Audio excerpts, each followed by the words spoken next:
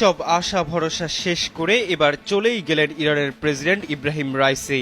সঙ্গে পরপারের দুনিয়ায় পাড়ি জমিয়েছেন ইরানের পররাষ্ট্রমন্ত্রী হোসেইন আমির আবদুল্লাহিয়ানও।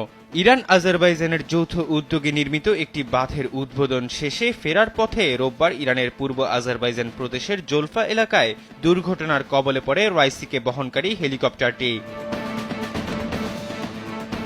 এরই মধ্যে ইরানের রেড ক্রিসেন্ট ও রাষ্ট্রীয় গণমাধ্যমের বরাতে দুর্ঘটনা কবলিত হেলিকপ্টারটির কোনো আরোহী বেঁচে নেই বলে খবর জানিয়েছে আন্তর্জাতিক গণমাধ্যমগুলো। বিবিসি ও রয়টার্সের খবরে বলা হয়েছে বিধ্বস্ত হেলিকপ্টারটি সম্পূর্ণ পুড়ে গেছে। দুর্ঘটনা কবলিত হেলিকপ্টারটিতে ইব্রাহিম রাইসির সঙ্গে পররাষ্ট্রমন্ত্রী ছাড়াও আরও ছিলেন পূর্ব আজারবাইজানের গভর্নর মালেক রহমতি এবং ওই প্রদেশে ইরানের সর্বোচ্চ নেতার মুখপাত্র আয়াতুল্লাহ মোহাম্মদ আলী আলে হাশেম। এর সংবাদ সংস্থা ইরনা জানিয়েছে ইরান আজারবাইজানের যৌথ উদ্যোগে নির্মিত একটি বাঁধের উদ্বোধন করেন তারা।